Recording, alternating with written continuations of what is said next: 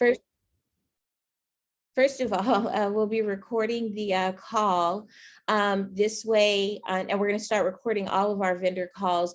This way, people who cannot attend because of work or other obligations, they can have the chance to, we'll send out the link to everyone and they'll have the chance to be able to hear what was said on the call and ask any follow-up questions or anything like that if they need to. So what I'd like to do first is to start with everyone who's on the call, just giving a brief introduction of themselves. I think a lot of times, even though we're all out in the village together on Sundays, and there are some of us that know each other, some of us that know each other well, there's still some of us who don't connect and who don't know each other. So if we could just start and go around and have everyone just give a brief introduction, your name, your business name, and what type of product you sell. I think that would be great. Can we start with Ashley? Peace and blessings, everyone. You talking about me, right? I'm the only Ashley on here, right? Yes, you are. So yes, peace and blessings, everyone. My name is Ashley X Chinchilla.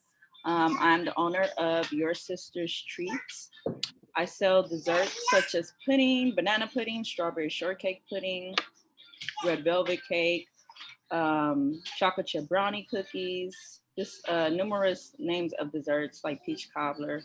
I'm located in the food section, of course. So yeah, glad to see everyone on here and stop by sometime. All right, thank you, Ashley. Chanel, would you like to go next? Hey everybody, I'm Chanel, Juice by Chanel. We sell juices and sea moss and other wellness products as well. We're located in the food section on the 43rd side. All right, thank you for being here, Chanel. Stephen, would you like to go next? Hi, I'm Stephen. I'm with the African Time Coalition. All right, Sorry, Stephen. I'm eating. No worries. Thank you for being here. Nadia? Greetings, I'm Nadia. I'm a serial entrepreneur. I have Philadelphia Organic Fruit Lemonades, and I have Black Girl in Defense. I specialize in self-defense products for women, but I have men customers as well.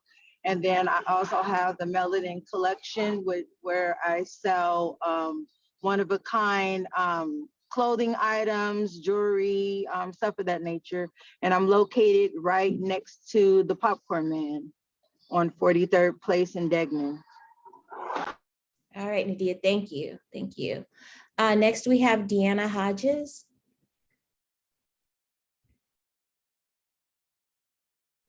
You're muted.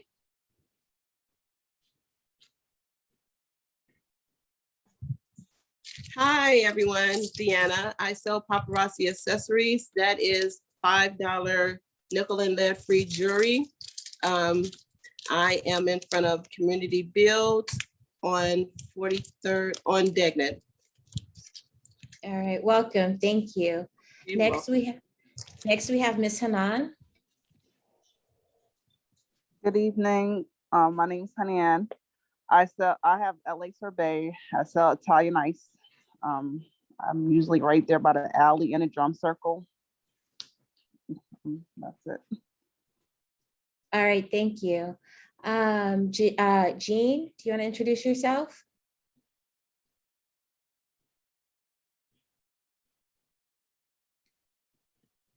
You're still muted. I just asked to unmute you. There you go. Okay, there we go. Hello, I'm Jean.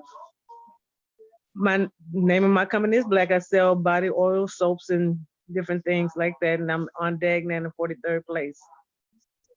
All right, thank you. Thank you, Jean, for being here.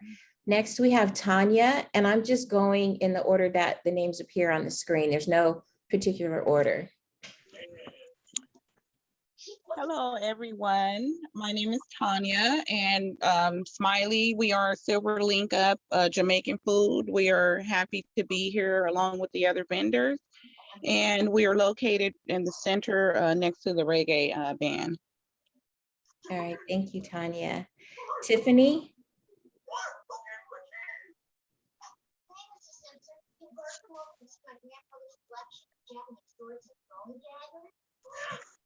Hi, Tiffany, we can't hear you. It doesn't show that you're on mute, but we still can't hear you.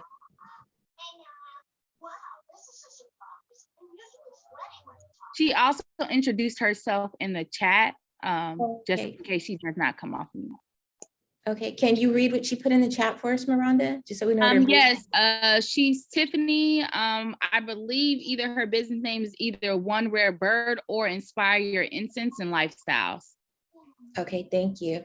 And then Tiffany, I don't know what's happening with the audio, but if you want to chime in later, then you're welcome to do that.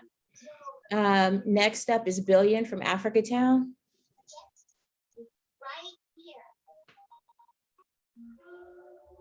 Greetings, Billion from Africa Town. All right, thank you. Next, we have Stacy Dawson. Hi, everyone. I'm Stacy with Revitalization Care. I do hair oils, beads, accessories. Thank you. Great, thank you, Stacy. Thanks for being here. Maya. How y'all doing? Peace, this is Maya. My company is Shoot Films Not People. I sell branded merchandise, and I'm also a film production company. Thank you, Oh, Maya. I'm located under the tree on the 43rd side. Okay, thank you. Thank you for being here. And next up, we have Whitney Pyers. Am I saying that right, Whitney?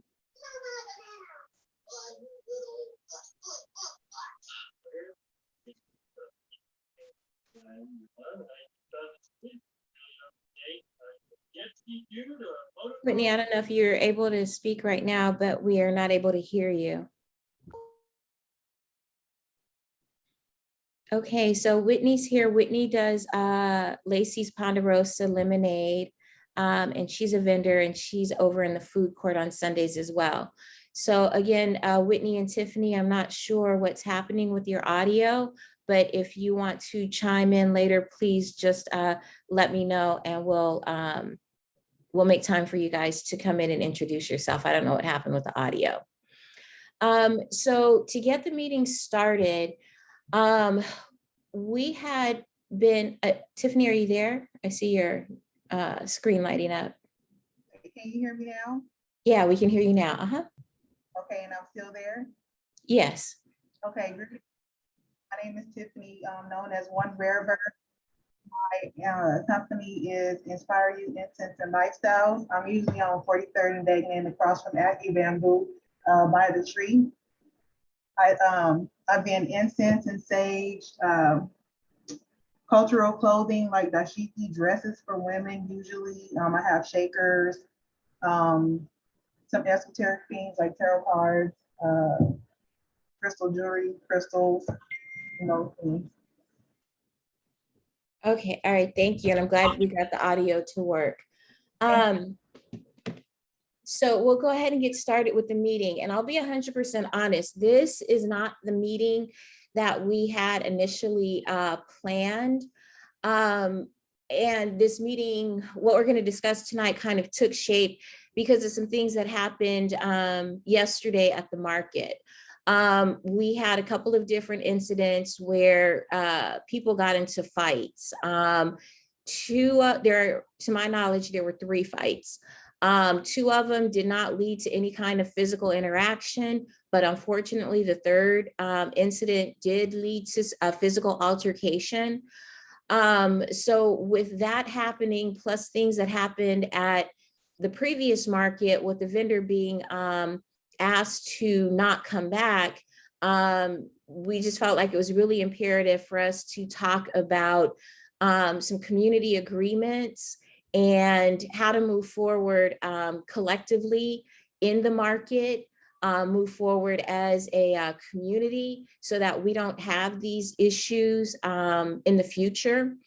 And so that we're not in a space where out of frustration or confusion or lack of communication, we cause injury or harm to one another. So that's the basics of this meeting tonight. We're going to start with just a recap of how we got to this place of being the African Marketplace and Drum Circle. I think it's important to review this in case some people don't know the whole backstory, and so that we can get a more accurate backstory, because sometimes what happens is when we just talk among ourselves and we don't have all of the facts and the information, things get added to the story, and sometimes those things aren't accurate, and then they change the narrative. So we're going to start with how we got here and what are the next steps. So this first slide is basically the genesis of how we got here. Vending has been going on in Leimert for over 30 years. On Sundays with the drum circles, with it being a place for people to come together and commune and celebrate culture, make friends, share their creativity and things like that. Over the last couple of years, especially with Juneteenth 2020, with such a big turnout, there were a lot of vendors who saw a huge opportunity in coming into Africatown and being a vendor. So what happened is, as people came in from the outside, they either weren't aware or knowledgeable of kind of what the vibe and the culture and the traditions were.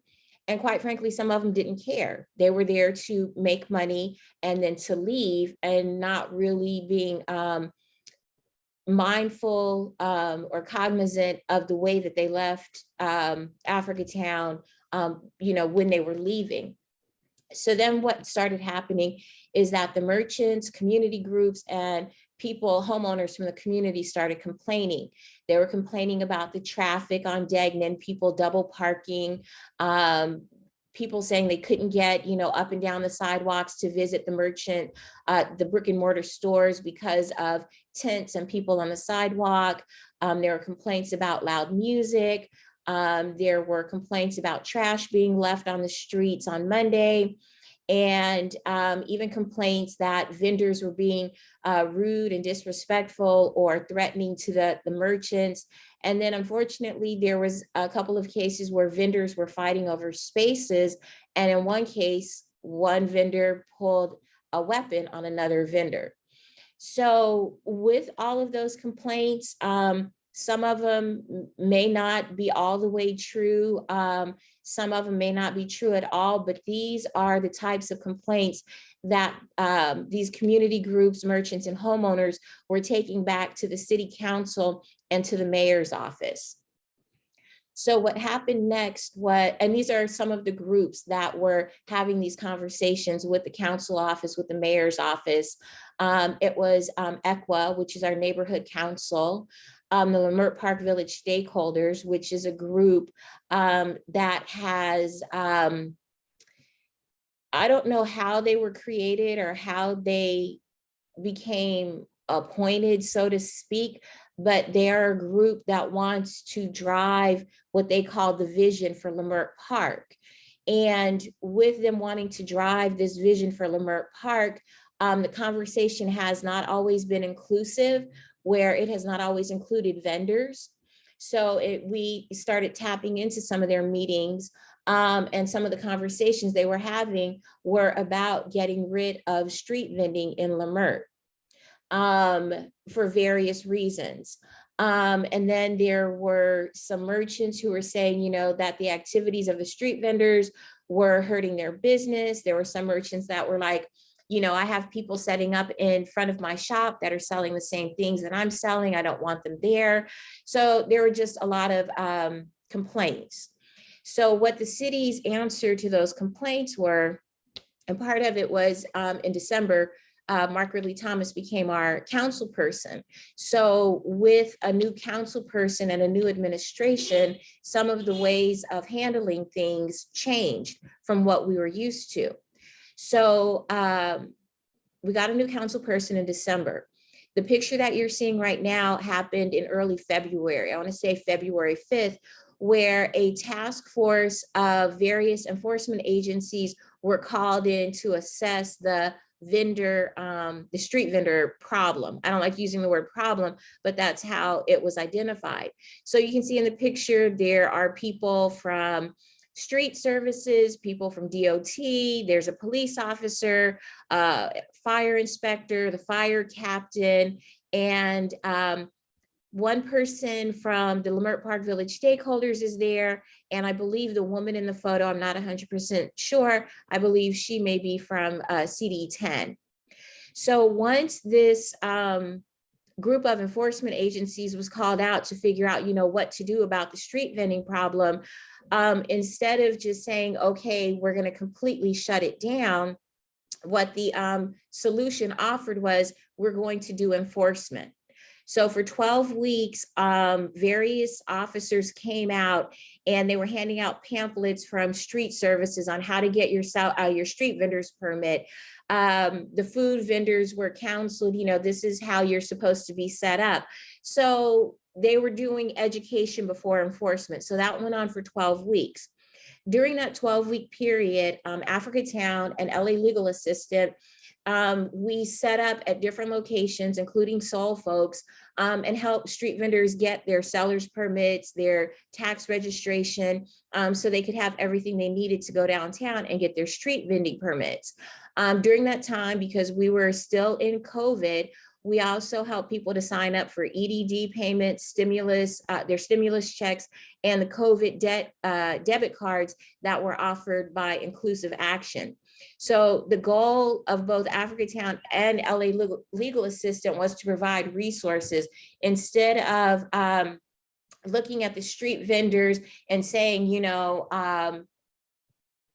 let's just all get into compliance. There are reasons why people weren't able to do the things that they were doing. We're in COVID, people are losing their jobs, people can't pay their rent. So who has $291 to go down and get a street vending permit?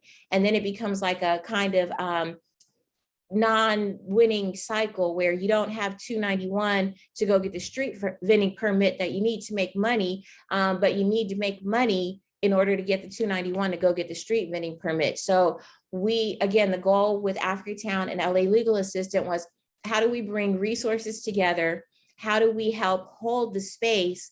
And how do we push back against some of what was happening? Because from the different meetings that we were tapping into, this wasn't just about safety and security of the village. This was also about an agenda to move forward with some of the gentrification that we've been seeing come into the community. The train station is about to open. The remodeling of the Vision Theater, a lot of our neighbors are changing. Some of the commercial buildings are being sold. And instead of the Black-owned businesses and doctors and other professionals we're seeing Netflix and Amazon and companies like that come in. And when they come in, that's going to change the look, the dynamic, and the affordability of Africatown. So again, the goal was to help the street vendors and also to push back against the gentrification efforts. So even though we did what the city and this task force said, we got the street vendors their street vending permits. Africatown took charge of, cleaning up, getting trash collections, even though that the city should have been responsible for that to a certain degree. And then we have what's called a BID, a business improvement district, who gets money from the property owners to collect trash. Those two entities were not doing everything that they could to clean up. And there's a lot of activity that goes on in Leimert Friday through Monday. So Africatown took it on themselves to kind of pick up where the other agencies were slacking off and not doing their job. So even though we did all of that, there were still complaints against the street vendors. And then it became a thing of, well, now you have people walking in the streets where the cars are driving. So it became a safety complaint. So the fire department suggested to Africatown and LA Legal Assistant, but they also had the same conversation with several of the merchants, was that get a street closure permit. get a special events permit, and the streets would be closed and the street vendors could set up in the streets and there would be no cars. So both vendors and pedestrians would be safe. So when that conversation started, we went to some of the merchants who were also talking about getting this street closure permit to see how we could work together and get this permit that would be beneficial to everybody in the village, and be mutually, and the market be mutually operated, so that there was input from the merchants and input from the vendors. But the response that we received is that either people said, no, we don't think the vendors are capable of handling this, or we would get a non-response. There was one merchant who kept setting meetings with us and did not attend the meetings. So we kind of took that as a message of, okay, they just don't want to say no, but they're saying no through their actions. So we submitted a farmer's market application. And the reason that we submitted it as a farmer's market application is because we were still in COVID at this time. All of this stuff started back in, again, February, the beginning of March. We were still very much in COVID, still under stay-at-home orders. So you can see this flyer from the Bureau of Street Services where it said they had, number one, a directive to basically shut down street vending. They didn't want any situations that would cause people to congregate. They were not issuing any special event permits, which are like your flea market permits or your swap meet permits.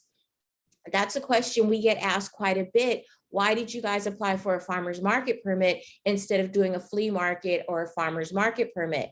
And the reason for that is because the farmer's market permit is the only permit that was available at the time. And you can see in the third circled box, red box, where it says very clearly that farmers markets can still operate under certain restrictions and guidelines.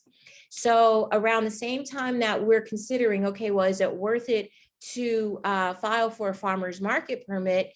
Then beginning of March or April, we get the announcement that the Ralph supermarket is closing down. So now we've lost a source of produce and other groceries in our neighborhood at the same time that we're going through this process of how to save street vending. So it just seemed to make sense to move forward with the farmer's market permit. So that is basically how the farmer's market permit was chosen. And since that was the type of permit that we were, and I say chosen, but it really wasn't chosen. It was the only one that was the only option. So since that was the only option, what we did is through the Leimert Park Village Vendors Association, we submitted the application for the farmer's market. We got approved for through the Department of Agriculture to have the farmer's market permit. We got approved through the LA County Department of Health, which also had to approve the creation of a farmer's market. That's only one portion. We're still working on getting the food vendors approved, and we'll continue working on that. And then we were able to get the city, the permit for the street closure approved. And then with that, because we do have vendors that cook on site, we had to get a special permit from the fire department that, number one, allows tents to be set up in the street as close together as we have them. We have the tents side by side. Regular fire department rules say that you have to have each tent at least 11 feet apart. If we were to have every tent 11 feet apart, that would like cut in half the number of vendors that we can have on Degnan and 43rd Place. And we didn't want to do that because that would push out half of our vendors. How do you decide which half of the community gets pushed out? You know, when the goal is to keep all of the community together and able to make money to provide for their families. So we approved for this special Division 5 permit and we got approved for that. So again, that's the basic backstory of how we got here. The downside to all of this is that while the permit protects street vendors, it also has costs. And the costs aren't all just monetary costs. With these permits, there comes specific rules and regulations about how the vendor booths are set up, how many vendors we can have in the space. We have to have liability insurance to protect the vendors to protect the vendors and the public when they're inside the market. With the insurance, that means that as the organizers, LA Legal Assistant and Africa Town, we have to know which vendors are on site every Sunday. We are, and we're also assuming a certain amount of liability for the vendor safety and their actions. So when we're, coming through either Africa Town or myself or Nakia, the market manager, or Miranda, the market assistant, and we're saying, hey, your tent needs to be over here, or all the food vendors need to be over here, or sorry, you can't pop up today. It's not because we're anti anybody. It's not that we want to keep anybody out, but it's from a place of, if we can't make this situation work, even though it's not the situation that we want and the way that we want it, if we can't make it work, then we're in jeopardy of losing it for everybody. So it's kind of like a thing of we might have to say no to one person in order to protect the other 100 and something vendors that are out there. Or if we don't, or if we have issues with one particular vendor and it causes us to lose the permit, then that negatively impacts all 100 plus. So again, that's why we're having this meeting focused on community agreements and communication and moving forward. As it said in the first slide, even though we're a community of businesses, and those businesses, in order for those businesses to thrive and in order for the community to survive, we have to figure out some community agreements and the way to move forward collectively. So the next part of the presentation, it's going to be more questions for the vendors, because again, as a community, we make these decisions together. And if we don't make them together, then there's pushback, there's confusion, there's miscommunication, there's all of these different things. So we'll talk about the business part first, and then we'll go into the community part. Before I continue with the business part, are there any questions as far as the background and how we got here? We can take a few questions before we move forward. And if you have a question, you can either raise your hand or just take yourself off of mute and ask your question. We're a small group. No questions so far? Okay. So then we'll go ahead and go back to the slides and move to the next section. So for the first part, it's talking about the business aspects, because even though, again, we're coming together as a community, everyone's goal out there is to make money. So how do we help everyone become more successful? So, and we won't necessarily get the answers to all of this tonight, but we're putting these questions out here so that you can put your answers in the chat box. You can chime in. Miranda's taking notes. I'm taking notes. So you can put your answers. We want people to think about it, because these are really serious questions that are going to drive how we survive, and basically, will we survive? So one of the first questions is, let's get to the money part, start right where the most questions were on Sunday. We've been doing this market since April 18th. And until last week, there have been no market fees. We've, counted on donations and sponsorship and things like that to pay the expenses associated with the market, because again, we understand people are coming out of COVID, people have lost their jobs, people's hours have been reduced, so everybody is financially strapped. So the thought process was, let's go as far as we can, as long as we can, without charging the vendors, so they have a chance to make some money, recoup, as much as possible. And then, let's talk about a small fee. We did a survey. We printed out 100 surveys of what the expenses were and what people felt comfortable paying as a vending fee. Out of the 100 surveys, I think we got maybe 60 back. So that tells us some people didn't even vote. Of the votes that we did get back, we got 23 people that said they wanted to pay $30 a week, 19 people that said we should all be paying $50 a week. And then the other votes were people who were, giving different amounts, some lower than $30, some, comments that, we shouldn't pay anything. So basically, if we had to go by majority rules, then the $30 a week amount is what won, because it got 23 votes. So that's what we asked for last week, $30. Out of the 100+ vendors that are out there, we got less than 50 people that paid $30 this week.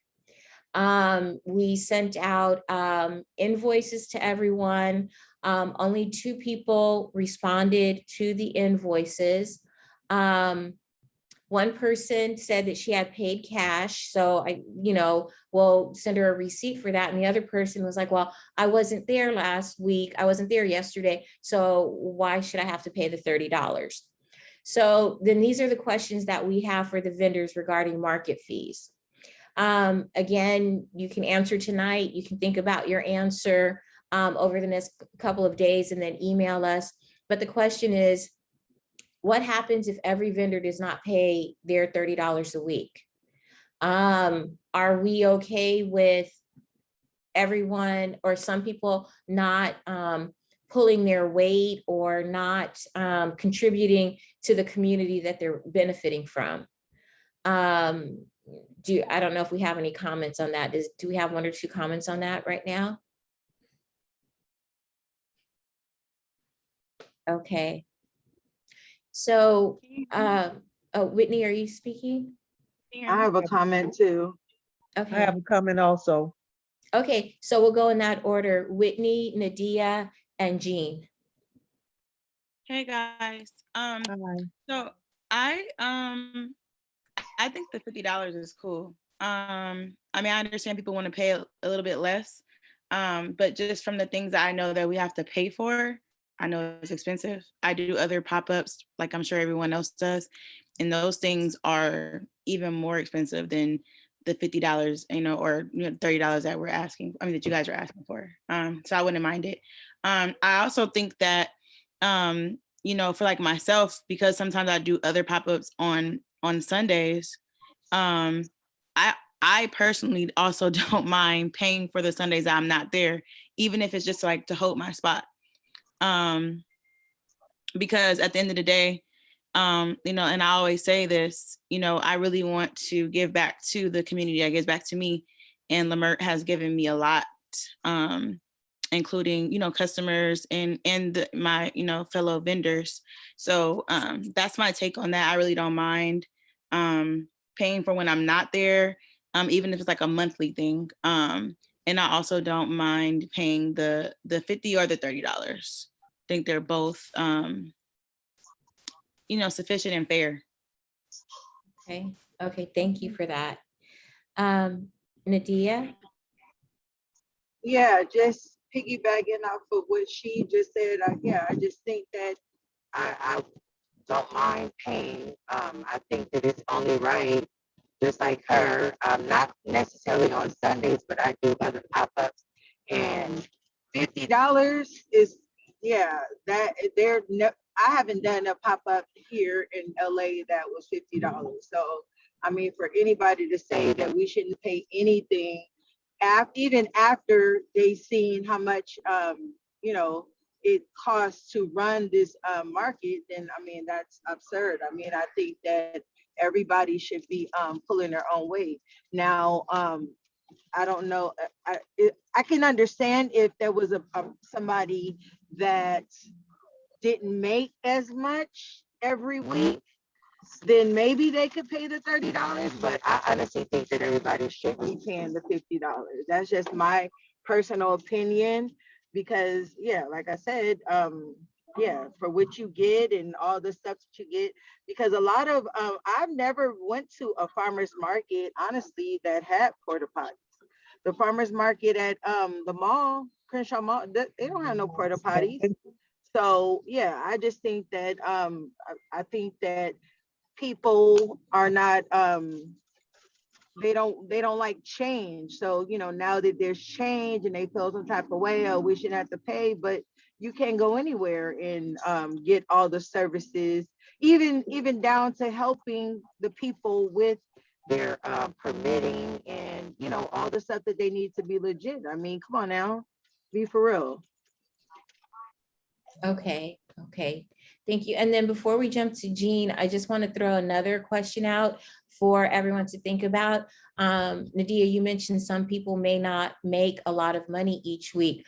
So then what would it look like if we created maybe like a confidential scholarship application where someone could, you know, come in and say, you know, I just can't do $30 every week. Would the vendors who can afford to pay more, would they mind contributing to a scholarship fund? So that's just another thought that we could put out there. Yeah, I wouldn't mind that, but at the same time, if it's like a, you know, a honor system. Somebody can't say, oh, I didn't make no money this week. Come on now, you can't come back. You can't keep coming every single week and then saying that you didn't make any money. So Okay. yeah, yeah. Okay, thanks, Nadia. Jean? Okay, well, I like what both you guys have to say, but as someone that's on the front line out there collecting the donations every week, I do have people who says that to me every fucking, excuse my language, week. I don't got no money. I ain't made nothing today. I just got here and never given it. They don't even give a single solitary, not a red cent. You know, and it's kind of sad in a roundabout way. And I don't think nobody should be able to cover for them. And I don't think they should be allowed to be there if they can't at least donate something. I'm not even, and when I'm out there and I ask for the $30, I said, look, if you don't have that, can you give something? We appreciate anything that you can give. $5. I know you come out with $5. I'm gonna tell you something. My mother taught us, never leave home without $20 in your damn pocket. Something could happen to your ass. You never know what it is. So with that being said, I think that we should definitely not have to cover for no one that has that type of attitude. I'm gonna say it that way, because it's not fair to everybody else. It's different when a person's out there and they really tried and they just didn't do nothing. That's one thing, but it's every week, it doesn't make any sense. So I'm down for what the other two girls are saying. But I'm also not so forgiving when it comes to somebody that just, oh, I didn't make anything. Oh, I just didn't make nothing. And like I say, I see them every week, every Sunday when I go and collect the donations. So this is Okay. something you can think about. Okay, thank you for that. So Wholesome Zen is going to be our last comment. She has her hand up. And again, this meeting is to start the conversation. We're hoping that everyone will email answers to this question and some of the follow-up questions so that we can make a centralized, structured policy regarding how payments are handled. So Zen, can you unmute yourself? Oh yeah, I guess I'm just piggybacking on what everyone else said, but I think if anything, maybe like non-food vendors should pay like a lower amount. If a food vendor should pay the most, that's pretty standard for most events. I mean, being a food vendor, I'm putting myself at the highest rate to pay. So I think that's definitely fair because we have the most amount, we're taking up, I guess we're causing the most amount of risk as far as like the space is concerned, as far as people not having, no food, selling, clothes and stuff like that. I feel like they should be at a lower rate for sure. And maybe paying the fee in advance to reserve your spot. Because I know I haven't been there in the last couple of weeks, but, just to make sure people are coming, and that way it also might, alleviate you guys having to be there so early. That way people are paying in advance and reserving their spaces. I'm not sure if that would happen overnight, but just a suggestion. Okay, thank you for that. Yeah. Thank you for that. And I think if there's a way for us to start getting the payments in advance, that's the best way, because it's easier to collect money up front than it is after the fact. So we're going to move on to the next part of the questions that we have. And this kind of speaks to some of the vendors saying that they're not making money, and they're just not able to contribute. So, and I hate to sound harsh, but my kind of thought is, if you're coming out every Sunday consistently and you are not making money consistently, is there some business training that you need? Is there some marketing training that you need? Is your product the right product for this market?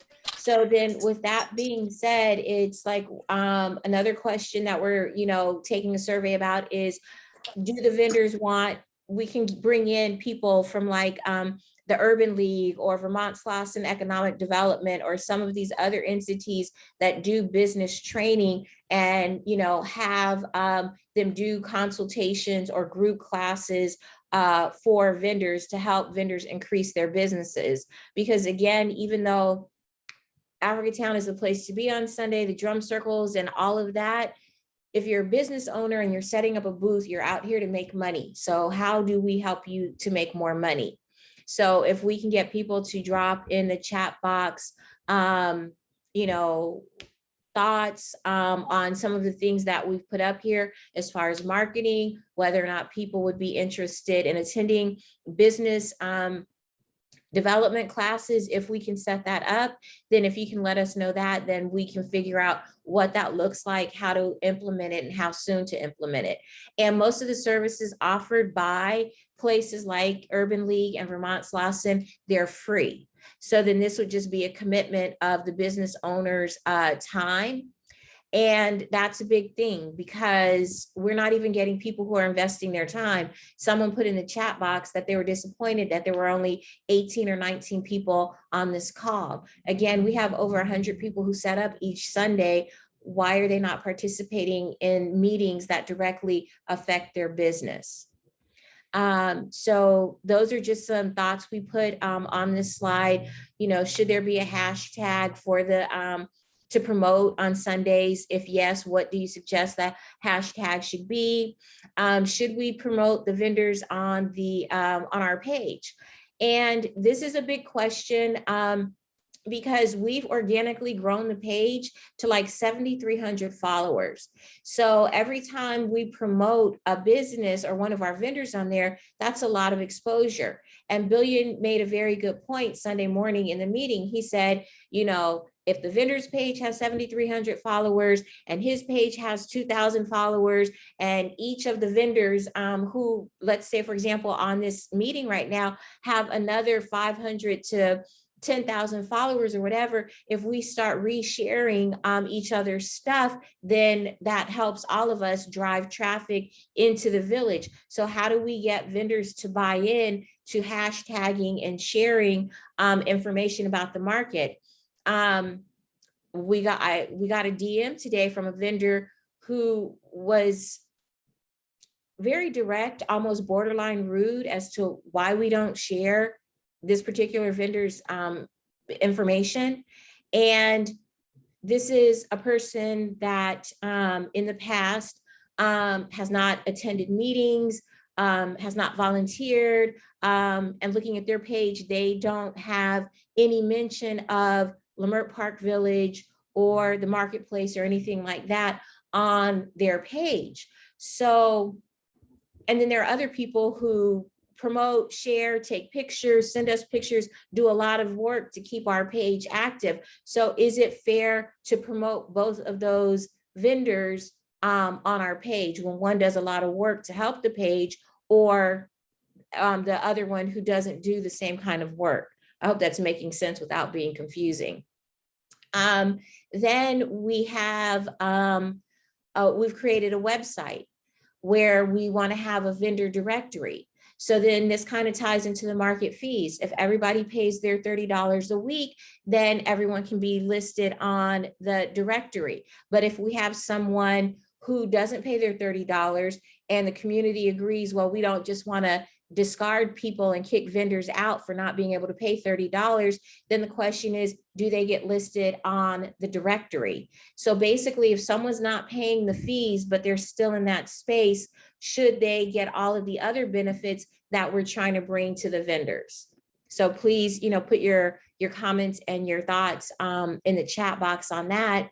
And then the last thing, and this part we haven't done as much, marketing in these areas because it costs money. It costs money to print banners. It costs money to print flyers. And we would really, really like to take out some ads and like the Sentinel and the Wave and the Standard and those things that they did for Leimert Park Rising that brought a lot of traffic in, but those things cost money.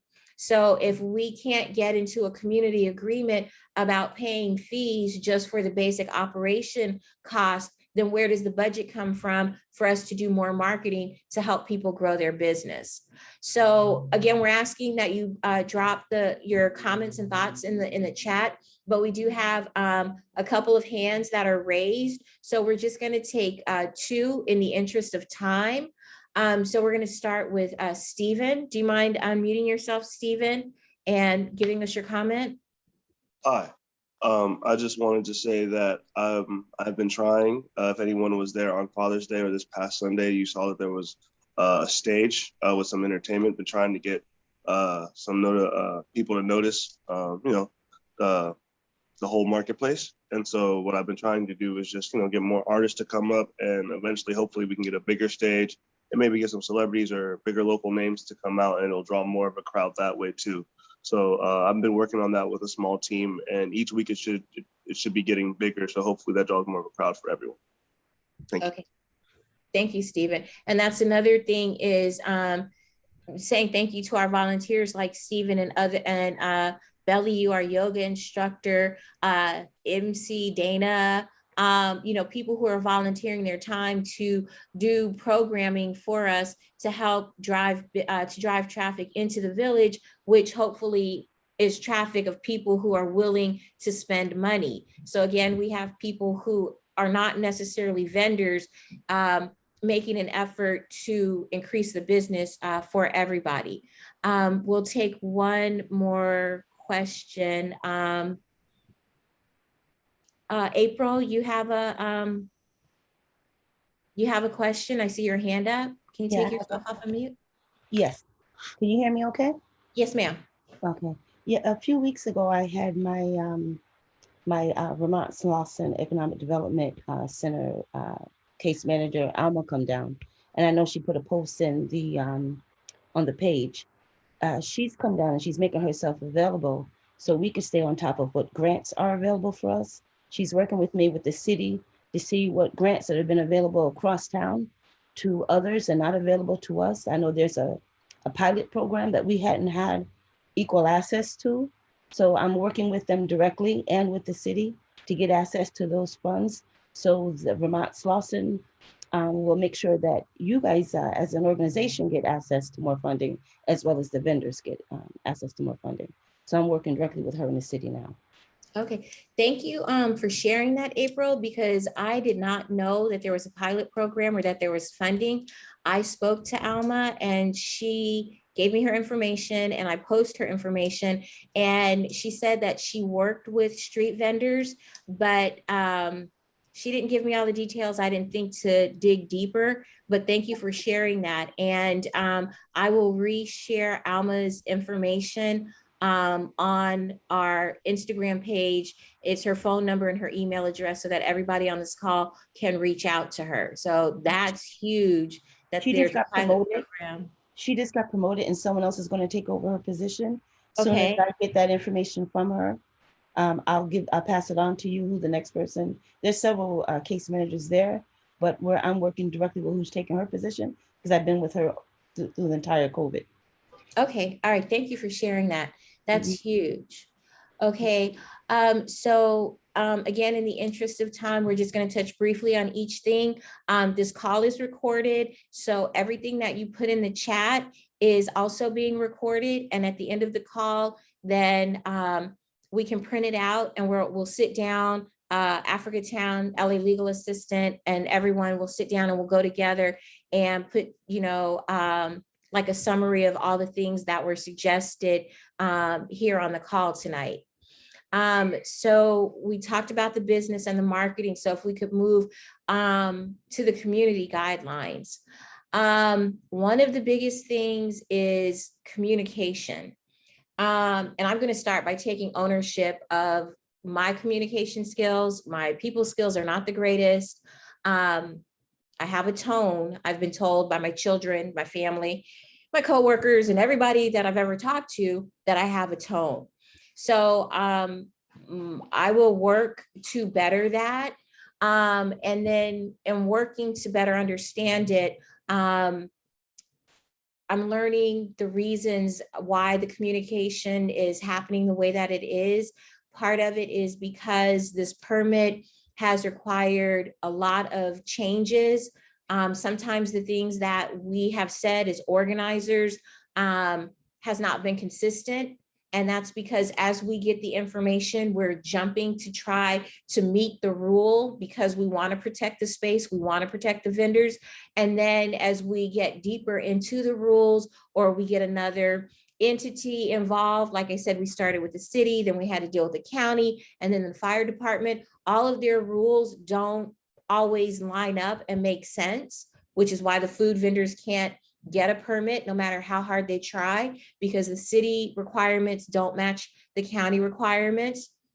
So all of these different changes have been confusing. Like someone on the call mentioned earlier, people get afraid. And sometimes when there's confusion, there's fear, and there's a lot of changes, the immediate response is defensiveness. So then when we're talking to people, the conversations get heated and they get escalated quickly. So we want to avoid that.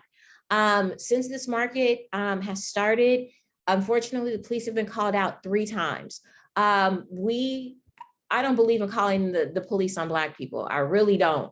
So we want to eliminate situations that escalate to that point. We had an incident where one vendor, because of their behavior towards other vendors that went on for several weeks in a row, we asked that vendor to not return, and the vendor insisted on returning and it got escalated. They actually took a swing at Billion and, the police had to be called and all of these things. We don't want that. And then, excuse me, yesterday, the 2 women got into a fight and it happened right in the open, which was just distressful, seeing these 2 women who at one point had been friends and in communication, fighting with each other. Very stressful and traumatizing to watch community members try to stand in between them, separate them. And then the aftermath of what happened, it creates a lasting harm. So now, as with anybody, when we fight, I go tell my side of the story to my friends and my supporters. The person I fought with tells their side of the story to their friends and supporters, and it creates negative energy throughout the whole community that we're part of. So we want to eliminate that. We really and truly want to eliminate that on all levels. So these are the questions that we're putting, to the vendor community so that we can create a set of community agreements. April has her hand raised, and then after April's question, we'll go on to the next slide and start the questions.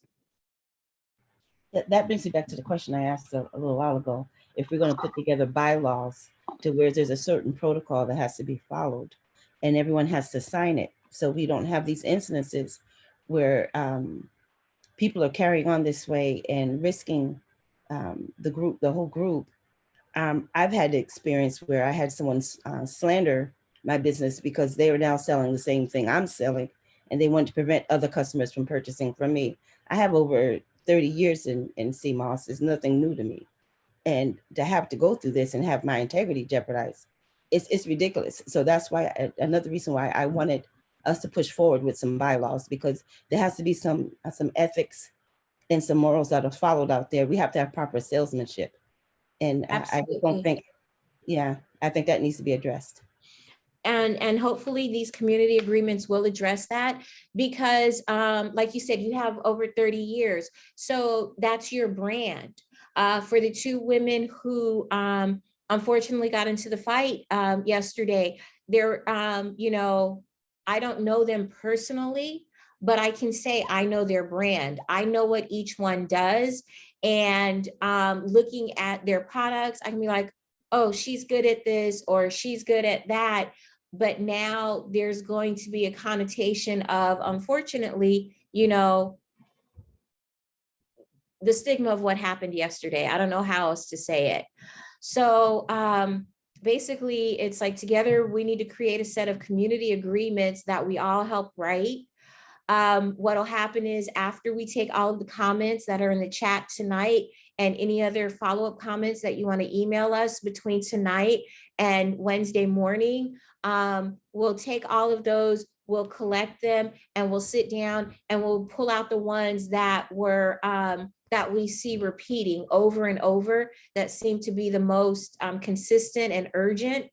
And then we'll come back and figure out how to put those in the form of bylaws or vendor contracts or things like that. So the first question is, should we create a grievance board or committee to hear and decide the conflicts among the vendors? That's just a basic yes or no question. And, you know, if you want to add a little more what that should look like, it should be 5 people who are vendors. It should be 2 people that are vendors and 1 outside mediator, arbitrator, something like that. Whatever you think that grievance board or committee should look like, then please let us know. The next question is, what do you think is the most important high priority issue that needs to be addressed about Sundays in the Village? Is it the allocation of vending spaces? There was a few Sundays ago, a group of women went to Africatown and said, we don't feel safe because of some of the behaviors of male vendors or male customers. What is it? So the question is, what do you think is the number one need that needs to be fixed right now on Sundays in the Village? The next question, number 3, is, do you believe there are any actions or behavior that should have a zero tolerance policy?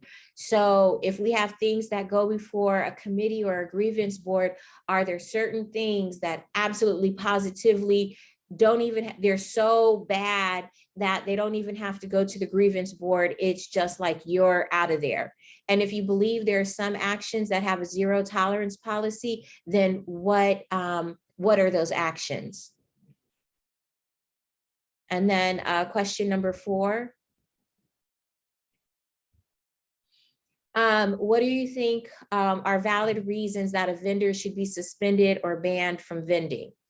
So, I mean, that's pretty self-explanatory. There are certain things that are, you know, we can work around it. We can give you a warning. We've given you 5 warnings. Should you get, you know, suspended? We've given you 7 warnings. Does that mean you're banned completely? So what do suspensions or bans look like? And then question number 5 is, should people be allowed to make anonymous reports against others? So there was a suggestion that we have community court.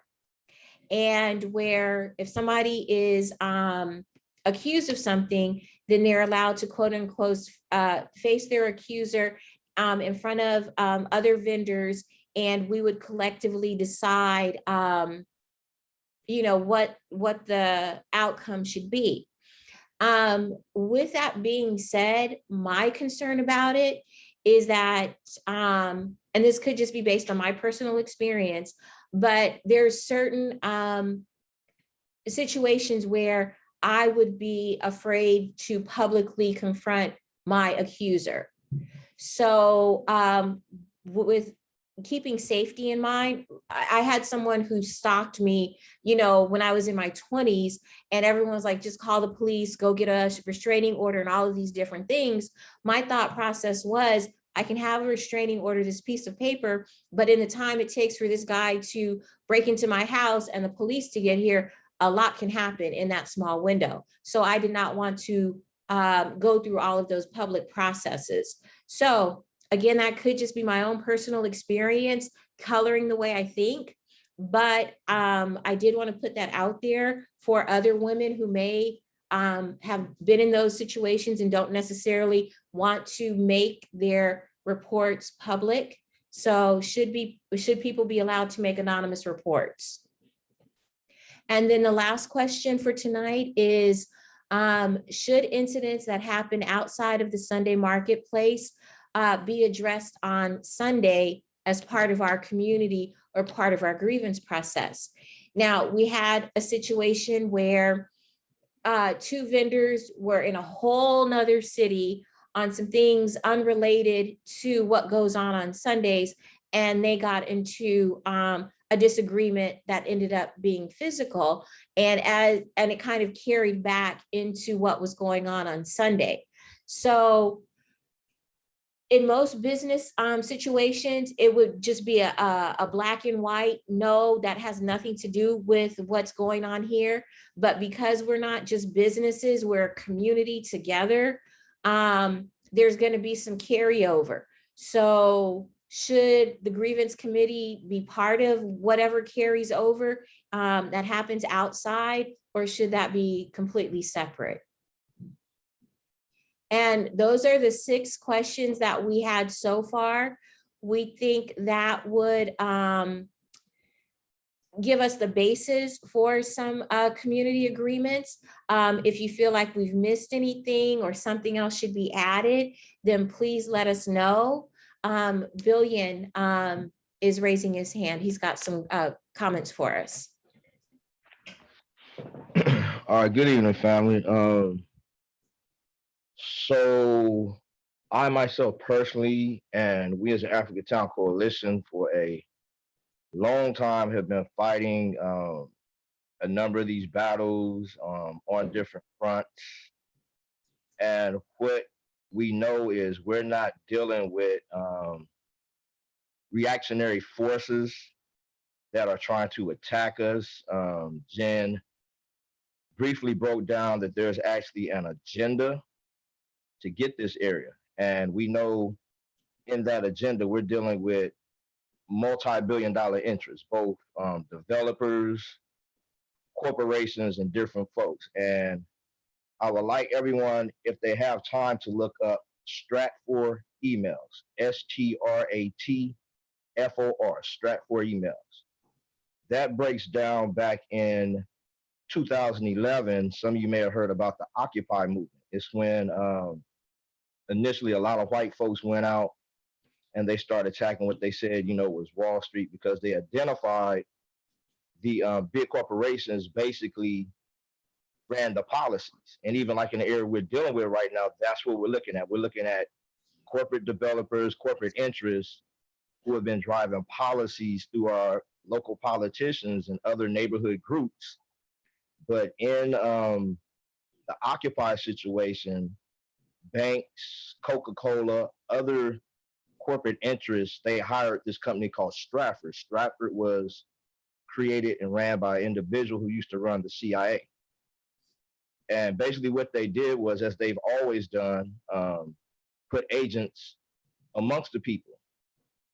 And they found a number of different ways to create internal issues to where movements basically break down. And this has been a long strategy going way back to, with Marcus Garvey, Malcolm X, the Panthers, we've seen it happening, gang banging, it happens. But even in our current situation, we know this has happened. So I'm bringing all this up for a couple of reasons. One, a lot of the issues we see out there are not just, organic, something just happened just because it's happened. So in response to some of these situations, we have to be strategic because, again, these people are looking at what our response be, just like in chess. A chess master, they'll sit down and they'll figure 3, 4, 5 moves ahead. So certain things may happen and they'll anticipate us reacting in a certain way that will get us caught up. The second is individuals out there very likely could be working with some of these interests. In the Stratford emails, is going to reveal that amongst the organizers, those of us that were downtown, different areas, shutting banks and all these big corporate buildings down, they sent people to get real close to us, joining organizations, getting in different relationships with people, breaking up relationships amongst people. And all of that was to further disrupt and weaken the organizers. In this current situation, the councilman, Mark Ridley Thomas, he has strong relationships with a lot of the merchants. He has strong relationships with a lot of the different organizations. A few weeks ago, I shared that back, I believe in April, there were a couple merchants suggesting to Jen to distance herself from Africa Town. Now, most of you could just think if you had a business partner and an outside interest came and suggested to your business partner to, it would probably be in their best interest to separate from you, you could kind of figure out why that is. And you could kind of figure out that it's not in the collective best interest of what we're doing. So again, I'm saying all this to say, because I know different people have different relationships with different merchants and some of these organizations that are out there, because one of the things they do to win favor is they give gifts. Is another long time trick. They can give certain amounts of money to win your favor. But at the end of the day, is to disrupt us, divide us. Divide and conquer is always the goal. In addition, there was just a little conversation about certain people paying certain things or certain people having this or not having that. Again, once we buy into setting standards while we don't want people there or won't allow people there, we're basically playing right into the hands of what's been happening. The first attack in Africa Town was against the homeless people. And for years, we had to battle that. And even amongst the homeless people, they were divided. So our first effort was to bring them together, but there was a hierarchy. I even had to address this yesterday when one brother who was speaking down on some of the homeless folks. The hierarchy was the property and homeowners. They were looking down on the business owners, the vendors, and the homeless. The business owners were looking down on the vendors and the homeless. The vendors were looking down on the homeless. So part of what we've been trying to educate people is once you buy into looking down on what you think is below you, you have now already bought into all of us not being out there. Because again, that's part of dividing us and having us go against each other. And gradually we all will be going. Because even the property owners, one of the things we found that in this, what they call 2020 vision, how they are attacking them is running the area of blight. Jen mentioned the BID contract, the Business Improvement District contract, basically what cleans up the area. Other homeless funds that came out in 2016, but all of these sources of funding have been mismanaged in the area. That is one of the reasons we've seen the homeless issue get as bad as it is. And even right now today, we're talking about cleaning up, and the property owners are paying taxes to where it could be cleaned up, but also the city has agencies that can help clean up. So again, this is very intentional. So unless we stay focused on all of this and not so much what's wrong with this or that person or why we don't want this or that person there, but more so stay focused on how to resolve the issue. That has to be the primary focus. Because again, we as Africatown, we're not out there vending, making money. Our every single day, our commitment is to doing the work because we know the bigger picture is combating these attacks against us. We know a lot of folks have to generate funds to take care of their day-to-day needs and whatnot. But if people don't become more political, if people don't become more active, they'll drive all of us out just like everybody else that had money. All the Black businesses people used to own, the cleaners, the gas stations, all of that. Yeah, they were generating money. They were buying homes. They were buying cars, but they're gone now because they didn't understand the politicians were being bought off by interests who said instead of a Black person running the gas station, we want the Arabs running the gas station. Instead of Black people running the liquor stores, we want Koreans running the liquor stores. Like right now, instead of Black people out there vending, they want brown people vending. And we also saw diagrams where they want kiosks in those parts, corporate kiosks, instead of Black people vending. So again, if we spend too much time looking at issues amongst each other, we're gonna miss the bigger pictures, which is the objective. We get caught up emotionally and reactionary and looking at it subjectively. But if we don't stay focused on what the objective is, which is to remove all of us, we're going to be gone. So that is one reason why these community agreements are necessary. But again, the focus isn't so much on attacking each other, removing each other, but uniting and resolving any and every issue that is out there together. And right now, like Jen said, we need help relieving this financial burden. Because if we don't pay one cost, one fee, and that one agency comes out and sees something wrong, that one agency can revoke the permit. So again, when we say we're paying all of these thousands of dollars, we're trying to meet all of these different agencies that came and said, hey, you know, the police, we either going to charge y'all $2,000 to be out there, you got to pay the security company $1,400 to be out there. Street Bureau Services said, hey, we're going to have to come out there and y'all going to pay us this much or you're going to pay $1,000 for beer. So that's why you're seeing all these different expenses. Again, not something we said, oh, we want to pay this, but it's a very strategic plan to remove us. So at this point, we do need more help. We need volunteers. Somebody was saying yesterday, how come y'all don't just put this email together? Well, again, that's more time added on to all the time we're putting into this right now. We're trying to actually figure out how to reclaim a few days to get back to attend some of our own personal matters, because right now I'm months behind. Some of the other folks who are organizing on this are months behind. But yeah, just saying all that to say, y'all, it's not as simple as it seems. It's not something to be scared of or, you know, to stress you out. But again, take your time and study what's happened in the past, and you'll, oh, this is the same thing that happened with Cesar Chavez, and this is the same thing that happened with Dr. King. And you'll start to identify this game. It's the same game they keep playing, but it's just upgraded. It's more high tech right now. But the whole goal is to not get caught up at looking at each other as the problem. And if somebody is that truly problematic, more than likely, they're on payroll with the interests. They're trying to remove all of us. Okay, all right. Thank you, Billion. Thank you for sharing all of that. Thank you for teaching us something. I don't know what the Stratford emails are, but I am going to Google it after this call is over. And again, we asked the 7 questions we think would start the foundation of the community agreements, bylaws, vendor contracts, whatever we end up calling it, and we'll decide that together.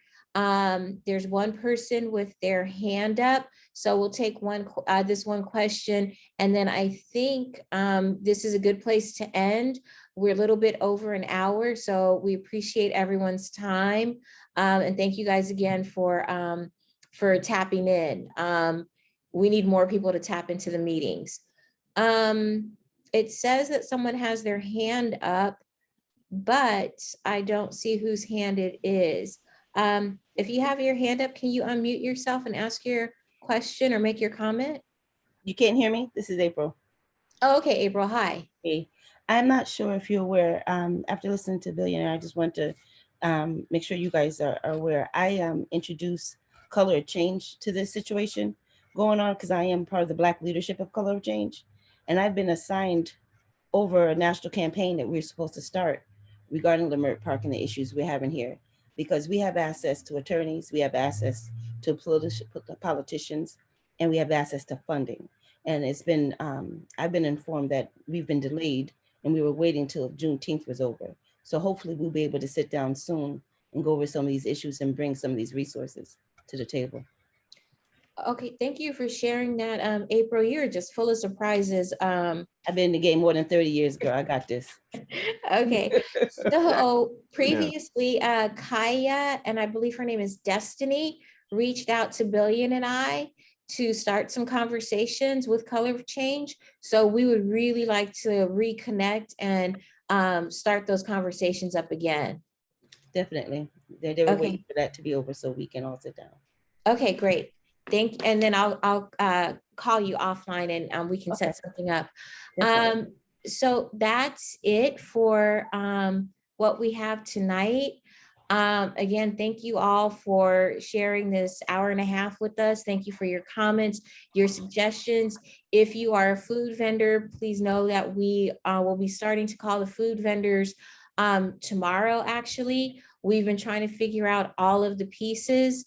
We got the last piece yesterday. There's some documents that Inspector Walker gave us that food vendors need to sign. In addition to the documents, we'll need you to sign with the LA County Health Department so we can finally start reaching out to the food vendors individually to getting all of our permit ducks in a row. If there's no parting comments from Billion, then we can sign off for tonight. And again, thank you all for your input and attention. Billion, Real quick. Yeah. So going back to, I was speaking about two of the business owners. One of those business owners was actually the lead on Juneteenth. And one of the things I was telling people, what we would see on Degnan Boulevard on Juneteenth is what the city would actually want on Degnan Boulevard every Sunday. And part of what we saw was half of our vendors got removed and pushed back on Leimert, and that's basically called being displaced. So some of those conversations going into Juneteenth was that, it's not uniform looking, too many of them are selling the same thing. But again, at this point, so the hell what? You go to Venice Beach, they're selling the same damn thing, making money. You go to Chinatown, they're selling the same damn thing, making money. So again, in all of these fights we've been engaged in, we found they find all of these little excuses that people will buy into, because initially it sounds like, yeah, okay, like when we were fighting Metro to get blacks hired onto the construction, because we looked around, we saw all the construction in our areas, no black people were working. So when we started talking to them, the first two things they told us, black people smoke weed and they don't want to work. And we was like, wait a minute, these Latino folks, they coming over here buying weed, crack, methamphetamines. So it was a qualification to push us out. So going back to Juneteenth, in addition to putting half of our people over on Leimert, they brought in a lot of corporate interests. And that goes back to what I was saying, the schematics we saw like in 2015, 2016, how they planned the park to look and different things to look once this Metro train opened. They had corporate kiosks in that park instead of our black cultural vendors who had been out there. So again, working through a merchant, it happened on Juneteenth. And we also know that people working with the merchant who did Juneteenth, one of his organizers was trying to be in the bid to get the permit to take over the farmers market. So again, that's why I'm saying a lot of things that people see is not just happenstance. It's not something we can just blow off and dismiss. Because again, we have a whole year until June 30th, 22 to hold on to this permit. And between now and then, we know this is going to be a battle. One of the first issues we're looking at is that talking about repairing the streets. And they'll be tearing the streets of this, that, and the other, and they want to move us into a parking lot. And, you know, there's different ways to look at that, and we'll have more discussion as we get closer to that. But again, these are all the different levels of things that we'll have to deal with. But again, we need more people to stay in tune in these meetings. This coming week, Saturday, there's going to be the EQUA call, which is the neighborhood council for the area. We're going to be asking them for $5,000 to help us. So we're going to need people on that call. Possibly between now and Saturday, there may be other organizations in the area that have meetings. We will need some of y'all to get on. But again, as we get more people on, we have a stronger voice. We were sharing 2 weeks ago, we went downtown and the Latino community had like 200 people and we had 7 Black folks. And again, this is why they're getting a lot of the grants, funding, resources, but also this is how they're able to get a moratorium on the fee going up. This is how they're able to get a moratorium on enforcement. So as we have more of you, I didn't see how many are on this call, but I know it's bigger than what we've had for about the past month, which is beautiful, it's great. Let's try to double down on the next one, but also let's try to get these numbers on these cities and other organizations that we have to deal with. That's all I gotta say. All right, Billion, thank you. Okay, everyone. So just to reiterate, we need more people to get involved on these different things. If you have information, please share it with us and we'll send it out to the other vendors. Information like April was sharing about Vermont Slauson. And as we come across things, we will share information as well. So with that, I'll say thank you again and good night. Good night. Thank you. Thank you. Have a good night. Have a great night. Night, everyone. Good night, everybody. Good night.